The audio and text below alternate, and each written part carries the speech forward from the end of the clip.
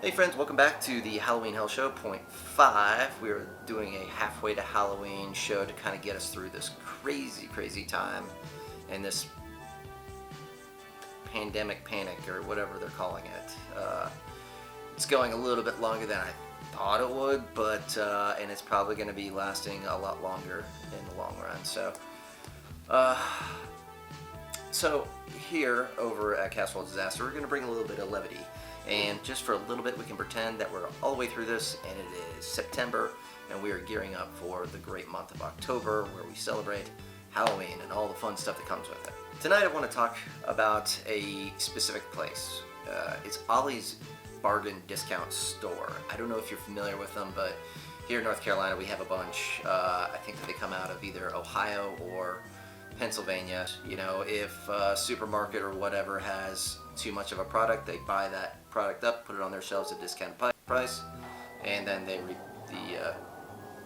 the gross profit from the middle of that. I assume that that's how their business model works. It's kind of how like KB Toys worked. I have a love-hate relationship with it because while I love some of the products that you're able to find, especially off-season, which we're going to talk about that in a minute, I did see an old lady deep pants herself in one of the aisles, and I have not been able to get that burn out of my eye. Going on 3 years now. Well, unzip his skull tap, and between her ears he saw a gap. I figured he'd be alright. He was just blinded by the light. Cut loose like a deuce, another runner in the night. Blinded by the light. So, but on the flip side of that, you can get some pretty awesome discounted stuff. You can get knockoff toys like New Style Ninja Tortoise or Franz Tromers. I'm pretty sure it's like the only place that you can still buy a Floby. But I digress. One of the great things about Ollies, especially when you're kind of going through that kind of slump, you know, that mid-season, there's nothing but pastels and Easter Bunny slump, is you can always count on Ollies to have in the reserve a little bit from the previous Halloween. And I went there the other day. I forget what I went there for. Batteries or some shit, I don't know. And lo and behold, man, I hit a pretty cool jackpot on old Halloween items that I never even got the chance to try or review last year. I was able to find the Kelloggs Frosted Flakes Spooky Marshmallows. Kellogg's put out a number of their top marshmallow cereals, but just made them a little spookier. The Halloween edition Pop-Tarts with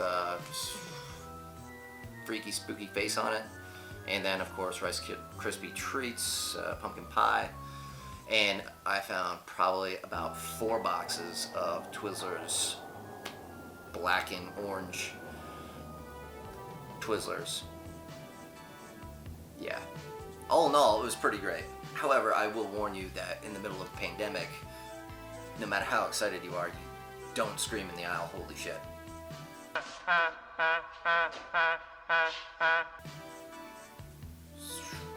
Just don't.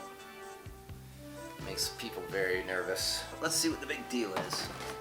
So, this is kind of cool. It has, one thing I love about cereal boxes ever since I was little is all the fun stuff on the back of them. So while you're eating cereal, you can sit here and look and You know what? I'm not even gonna get into this, but it looks pretty cool. So they got 3 different marshmallows on here: Ghost, Bat, and Frankenstein. So that's pretty sweet. Can't find the expiration date on this. Best used by May 31st, 2020. We're well within our limits. So I don't eat cereal like normal people eat cereal. I generally just eat it dry. I don't like milk. I don't own milk. I don't remember the last time I really bought milk. Those marshmallows are a lot smaller than they look on the outside. I got a little bit of bone pick with that, but that's okay.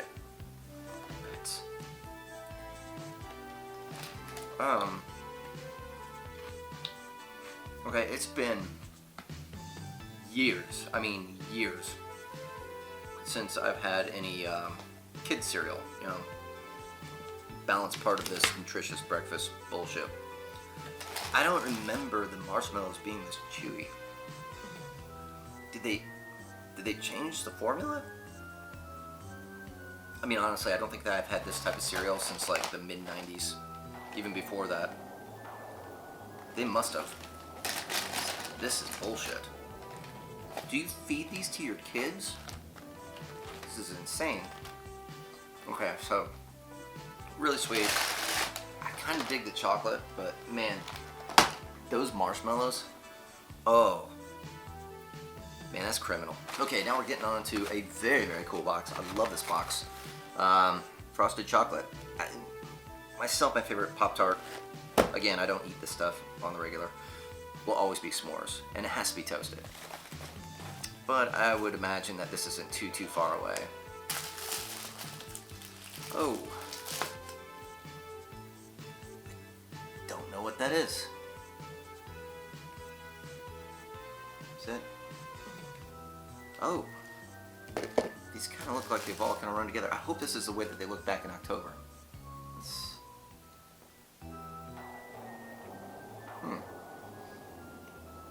Weirdly enough, this definitely reminds me of Halloween. I don't know what it is. Maybe it's the preservatives. I don't know. That's weird. That hits a nostalgic note for some reason. I thought Pop-Tarts, this is kind of like the end of the world food, isn't it? Like, these things are supposed to last forever. Not that we should be preparing for that. Oh, and they're so not good for you. 19 grams of sugar per each one. Again, you feed these to your kids? What are we doing here? Pumpkin pie Rice Krispie treats. Alright, now if you guys were in the game last year, I'm sure that these things hung around through November. Oh, these expire this month. Less is more a lot of the times. I really stick to kind of adult type things when it comes to pumpkin. Pumpkin beer, pumpkin tea, I guess pumpkin beverages. Well, it definitely looks like a Rice Krispie treat. I don't think that's focusing very well.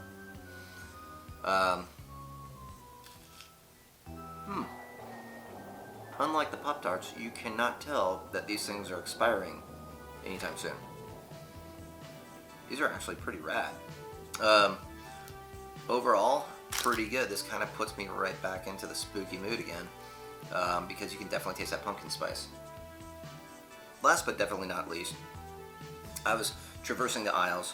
I knew that they had these in the cereal aisle because they always do. They hang on to these things until absolutely they cannot, by FDA standards, sell them to the public anymore. In just nondescript boxes, Halloween Twizzlers. This is the blood orange and what is this? Orange and black cherry. Sorry, no blood orange. But this is definitely the Halloween Twizzler that came out. Now I did try these last year because anything black cherry or blood orange or any of the sorts I'm kind of into. But these are pretty spooky. I always get jazzed when non-chocolate things have a Halloween theme to them. I don't know why. I just think that chocolate things just taste like chocolate. You can't, outside of Reese's Pieces, like you're not really going to change that up. But I think Halloween flavors are really interesting when they come in things like blood orange or black cherry or things like that. This is going to be stuck in my teeth for a long time.